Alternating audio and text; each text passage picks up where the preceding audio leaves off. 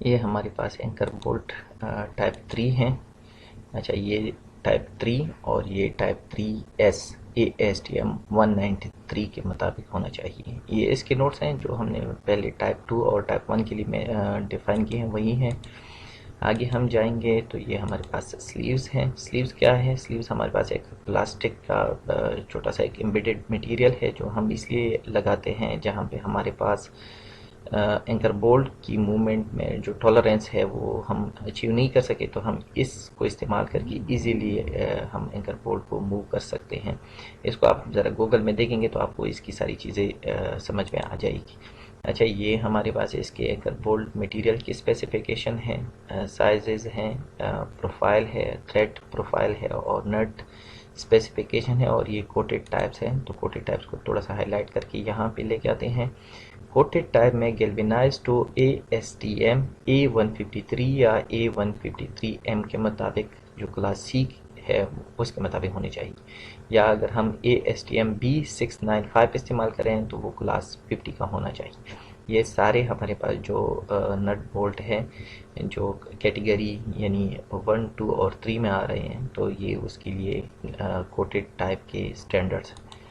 آگے ہم جائیں گے تو ہمارے پاس یہ فارمیٹ ہے. ڈرائنگس کے اوپر اس طرح کے ڈیٹیل مینشن ہوں گی کسی بھی اینکر بولٹ کے لیے. تو ہمارے پاس 3S جو ہے وہ اینکر بولٹ ٹائپ ہے. 1.5 انچز کا جو ہے بولٹ ایمیٹر ہے. 100 یہ پروجیکشن ہے جو کہ منیمم پروجیکشن ہے اینکر بولٹ کا. اور 600 ٹوٹل لینتھ ہے بولٹ لینتھ کا. اور 2 نمبر جو ہے ہمارے پاس اس میں نٹ استعمال ہو رہے ہیں یہ انچز میں. اور اگر ہم میٹرک میں سائزز دیکھیں گے تو یہ 3S وہی اینکر بولٹ کا type, M24 diameter of anchor bolt اور 100 پروجیکشن، 600 بولٹ لینتھ اور یہ 2 جو ہے ڈونیٹ کر رہا ہے نمبر آف نٹس کو. یہ اینکر بولٹ کی جو ڈیٹیلنگ تھی یہ تھی اسٹینڈرڈ ڈرائنگ AA036 322-001 کے مطابق.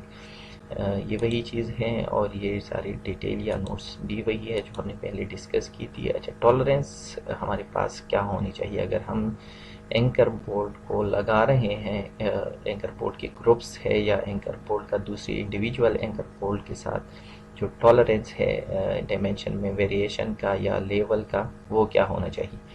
ایک ہی گروپ میں جتنی بھی بولٹ لگیں گے 1 یعنی ہاف انچز کا سینٹر ٹو سینٹر ہمارے پاس ٹالرنس 2 بولٹ کا ود ان 1 گروپ چاہیے. ہاف انچز یعنی یہ تقریباً 12.5 13 کے برابر ہوتا ہے. اور ایک گروپ کا دوسری گروپ کے ساتھ جو ایڈجسنٹ گروپ ہے اس کے ساتھ سینٹر لائن کے مطابق 1/4 انچز کا ٹالرنس ہونا چاہیے.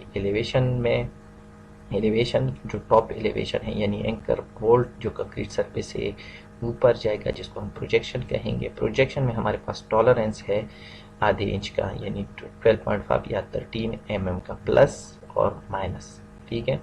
اور اسی طرح یہ ساری چیزیں وہی ہے تو اس کو ہم سکپ کر رہے ہیں، یہ آپ کو ڈیٹیل میں دیکھ لیں گے. اچھا یہ بات میں نے پہلے بھی کی ہے کہ اگر ہمارے پاس ایک سینٹر لائن اسٹیبلش ہے مختلف کالمز کے لیے تو وہ سینٹر لائن کا جو ٹالرنس ہے وہ 1/4 انچز کا ہونا چاہیے.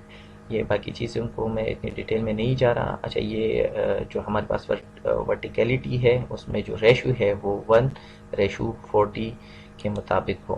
اچھا یہ ہمارے پاس سمجھ لو یہ ایک ڈرائنگ ہے جس میں یہ ڈائمیٹر ہے امبیڈڈ ہے. یہ کنکریٹ کے اندر امبیڈڈ ہے اور کنکریٹ کے اوپر جو سرفیس ہے وہ گراؤٹ ہے.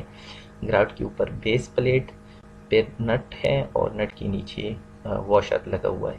تو یہ جو دیکھ رہے ہیں کہ اگر ہمارے پاس صرف سنگل نٹ ہو تو 2D ہونا چاہیے اس کا اوپر پروجیکشن جو ہوگا وہ ٹوٹل پروجیکشن تو کنکریٹ سرفیس سے لے کے پہلے گراؤٹ کا جو تھکنیس ہے پلس بیس پلیٹ کا جو تھکنیس ہے پلس یہ 2D یہ تو ہمارے پاس ٹوٹل جو ہے پروجیکشن لینتھ آئے گی.